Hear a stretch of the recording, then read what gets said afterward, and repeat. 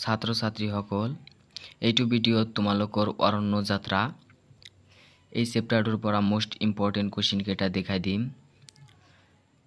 তোমালোকৰ মেট্ৰিক পৰীক্ষাত আহিবলগীয়া কোৱেশ্চন তোমালোকে এতিয়া ভালকৈ পঢ়া। তোমালোকৰ মেট্ৰিক পৰীক্ষাৰ আৰু বেছি দিন নাই।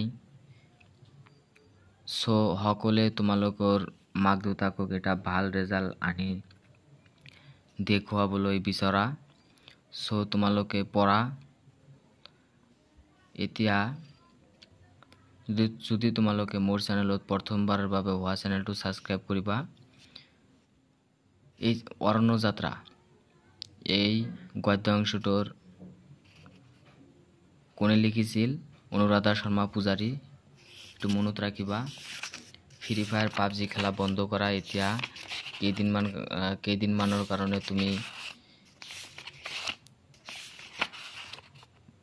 মানুহক দেখুৱা যে তুমি নাই আৰু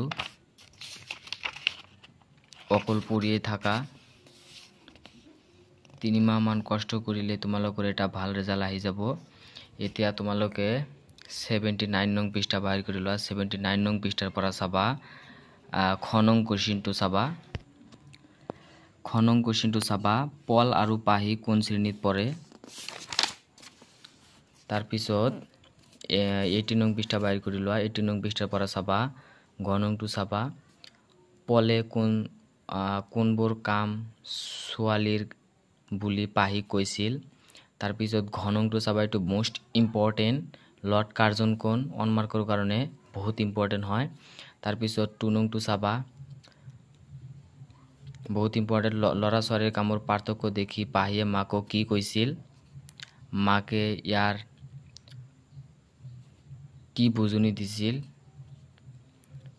পাহিক মনত ৰাখিবা। মানে তোমালোকৰ এইটো গদ্য অংশ, এইটো গল্প সিস্টেমৰ হয়। এইটো গল্পটো ভালকৈ পঢ়িলে তোমালোকৰ এইবিলাক এনসাৰ মুখস্থ কৰিব নালাগে। তাৰ পিছত 4 নংটো চাবা কাজিৰঙা যাবলৈ ওলাওতে পাহি আৰু পলক মাক আৰু দেউতাকে কি উপদেশ দিছিল? বহুত ইম্পৰ্টেন্ট। তাৰ পিছত 5 নংটো চাবা।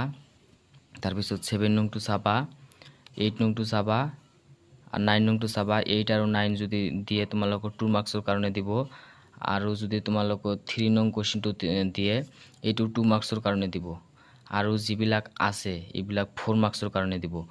তোমালোকৰ 10 নংটো চাবা। 10 নংটো বহুত ইম্পৰ্টেন্ট এইবাৰৰ কাৰণে, বহুত ইম্পৰ্টেন্ট হয় এইবাৰৰ কাৰণে।